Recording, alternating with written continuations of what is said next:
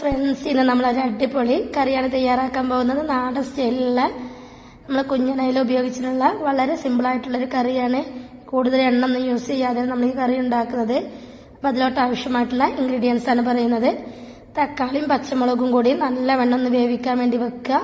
അതിലോട്ട് നമ്മൾ കുടംപുളി ഇട്ട് കൊടുത്തിട്ടുണ്ട്. ഇനി അത് നടച്ച് വെക്കുക.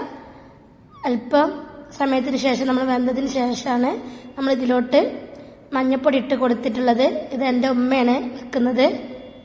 അപ്പോൾ അവർ വെക്കുമ്പോൾ പെട്ടെന്ന് ഇട്ട് പോകുമല്ലോ, അതുകൊണ്ടാണ് മഞ്ഞപ്പൊടി ഇട്ടത് കാണാതിരുന്നത്. ഇനി ഇതിലോട്ട് ആവശ്യമായിട്ടുള്ള മുളക് പൊടി ഇട്ട് കൊടുക്കുക. മുളക് പൊടി തന്നെ നമ്മുടെ എരിവ് എത്രയാണോ അതിനനുസരിച്ചിട്ട് കൊടുക്കുക. അപ്പോൾ നമ്മൾ മഞ്ഞൾപ്പൊടി ഇട്ട് കൊടുത്തിട്ടുണ്ട്, മുളക് പൊടി ഇട്ട് കൊടുത്തിട്ടുണ്ട്, കുടംപുളിയും തക്കാളിയും പച്ചമുളക് ഇട്ട് കൊടുത്തിട്ടുണ്ട്. നിങ്ങൾക്ക് എത്രയാണോ എരിവ് അതിനനുസരിച്ചിട്ട് കൊടുക്കുക. ഇത് കാശ്മീരി മുളക് പൊടി ആയതുകൊണ്ടാണ് നമ്മൾ കുറച്ച് അധികം ഇട്ട് കൊടുത്തിട്ടുള്ളത്. അപ്പോൾ കളർ ഉണ്ടാവും, കാണാൻ നല്ല ഭംഗി ഉണ്ടാവും ചെയ്യും.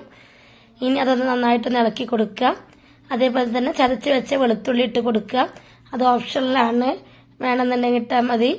ഇനി ആവശ്യത്തിന് നമ്മൾ മല്ലിപ്പൊടി ഇട്ട് കൊടുക്കുക. മല്ലിപ്പൊടി നമ്മൾ ഈ ടീസ്പൂണിന് 4 ടീസ്പൂണോളം ഇട്ട് കൊടുക്കുന്നുണ്ട്. നിങ്ങൾക്ക് മല്ലിപ്പൊടിയുടെ അളവ് ഇത്ര വേണ്ടാന്നുണ്ടെങ്കിൽ നിങ്ങൾക്കത് കുറക്കാവുന്നതാണ്. അപ്പോൾ നമ്മൾ 4 ടീസ്പൂൺ ഇട്ട് കൊടുത്തിട്ടുണ്ട്. എന്നിട്ട് നന്നായിട്ടൊന്ന് ഇളക്കി കൊടുക്കുക. അതിൻ്റെ കൂടെ തന്നെ നമുക്ക് ആവശ്യത്തിനുള്ള ഉപ്പും കൂടി ഇട്ട് കൊടുക്കണം. ഈ പൊടികളൊക്കെ ഇട്ട സമയത്ത് തന്നെ നമ്മൾ ഇളക്കി കൊടുക്കണം, അല്ലാന്നുണ്ടെങ്കിൽ അത് കട്ട കൊത്താനുള്ള ചാൻസ് ഉണ്ട്. അതുകൊണ്ടാണ് നമ്മൾ നന്നായിട്ടൊന്ന് ഇളക്കി കൊടുക്കുന്നത്. അപ്പോൾ നമുക്ക് എരിവുള്ള മുളക് പൊടിയും കൂടി നമ്മളൊരു 1/2 ടീസ്പൂൺ ഇട്ട് കൊടുത്തിട്ടുണ്ട്. നേരത്തെ നമ്മൾ ഇട്ട് കൊടുത്തത് എരിവില്ലാത്ത മുളക് പൊടിയായിരുന്നു. ഇപ്പോൾ നമ്മൾ എരിവുള്ള മുളക് പൊടി ഇട്ട് കൊടുത്ത് അതേപോലെ തന്നെ ഉപ്പിട്ട് കൊടുത്തിട്ടുണ്ട്.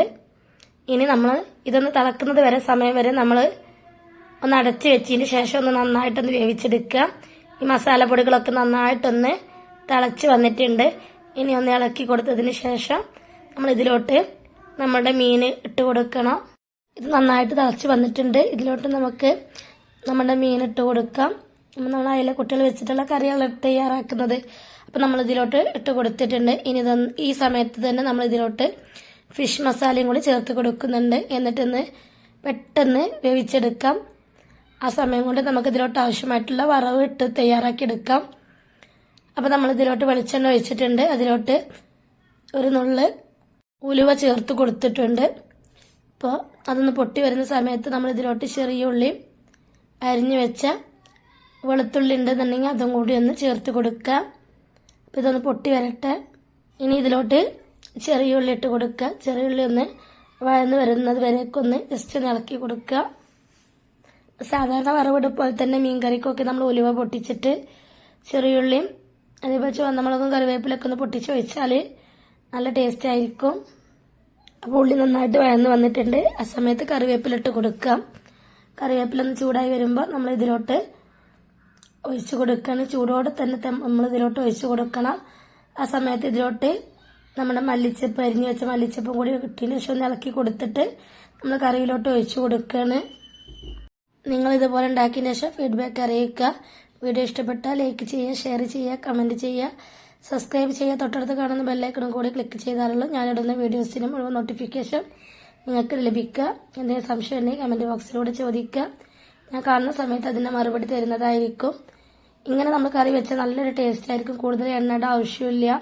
ഇപ്പോൾ എണ്ണയ്ക്ക് ഭയങ്കര വിലയുള്ളൂ. നമ്മൾ ഇതേപോലെ ഉപയോഗിക്കുന്നുണ്ടെങ്കിൽ നല്ല ടേസ്റ്റ് ആവും. ഇത് ചോറിൻ്റെ കൂടെ ആണെങ്കിലും ചപ്പാത്തിൻ്റെ കൂടെ ഒക്കെ ആണെങ്കിൽ കഴിക്കുകയാണെങ്കിൽ നല്ല ടേസ്റ്റ് ആയിരിക്കും. അപ്പോൾ നിങ്ങൾ ട്രൈ ചെയ്തതിന് ശേഷം ഫീഡ്ബാക്ക് ഒക്കെ അറിയിക്കുക. Thank you for watching.